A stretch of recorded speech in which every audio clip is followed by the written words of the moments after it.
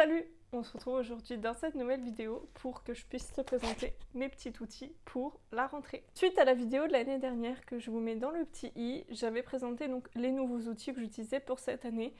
Et puis là, comme je repasse à 3 niveaux, je vais faire un petit remake. Donc voilà, si jamais ça vous intéresse, je vous laisse découvrir ça tout de suite. L'année dernière, je vous avais présenté cet outil que je trouvais très complet, qui est l'agenda de bord de Clairefontaine. Donc qui pouvait me servir, vous voyez, à faire le cahier journal. Donc je faisais un jour par semaine, enfin pardon, un jour par colonne. Et puis là, pour les corrections, je mettais en tout début, donc tout ce qui était progression, programmation et compagnie. Et puis ce que j'avais beaucoup aimé, c'est qu'à la fin, on pouvait également avoir un tableau de compétences à remplir. C'est un outil qui m'a beaucoup servi, qui était assez complet, donc qui coûte 9,49 € chez Cultura. Mais cette année, comme je repasse à 3 niveaux, malheureusement ce ne sera pas possible de pouvoir plaquer sur une double page le cahier journal pour 3 niveaux. J'ai donc décidé de construire le mien. Donc de base, il s'agit d'un cahier de chez Action, donc les cahiers comme ça. Il y a 11 petits anneaux, donc je vous conseille de faire très attention aux cahiers que vous achetez. Moi j'ai pas vu, mais en fait la référence normalement c'est 12 anneaux, donc à chaque fois les perforatrices sont pour 12.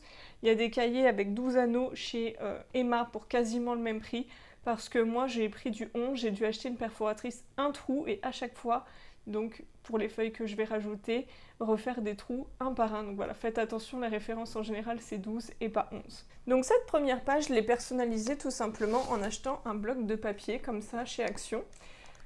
Donc j'ai simplement écrit en fait dessus, puis j'ai plastifié et ensuite donc j'ai découpé et j'ai fait donc les trous avec la fameuse perforatrice champignon. Donc dans ce cahier, on retrouve à la première page, donc pareil au tout début, mon emploi du temps que je vous montre vite fait parce qu'il est seulement encore en travail. Et ensuite, à chaque fois, j'y pose toutes mes progressions. Donc ça, c'est des progressions que vous pouvez retrouver en ligne sur mon blog, parce que ça me sert vraiment beaucoup pour pouvoir faire le cahier journal. Donc ça, c'est l'outil pour faire mon cahier journal. Comme ça, je sais à chaque fois, chaque semaine, ce qu'on fait. Donc j'ai des progressions donc, pour la période 1, pour les CM, suivi des CE2. Pour telle semaine, ce sera tel type de compétences, telle semaine, tel type de compétences, etc. etc. J'ai acheté des feuilles cartonnées et j'ai repris ce même principe du tableau de compétences, où là, je vais mettre le prénom des enfants, les compétences, et puis à chaque fois, les codes couleurs, rouge non acquis, orange en cours d'acquisition et vert acquis. Et puis je fais un petit plus quand c'est dépassé. Ça me sert vraiment beaucoup en fait dans les LSU maintenant, depuis l'année dernière, on peut évaluer chaque compétence une par une et je trouve ça beaucoup plus logique. Donc voilà, ça me permet de pouvoir avoir toutes les compétences. Donc pareil, vous voyez, j'ai fait des petits trous avec la perforatrice. Donc là, j'en ai fait qu'une pour vous montrer, mais il va falloir que je les fasse pour tout le monde. Ensuite, donc on retrouve de base la page de couverture. Et puis, tout un tas de feuilles blanches, où là, je vais séparer en 2 colonnes. Une colonne pour les CE2, une colonne pour les CM.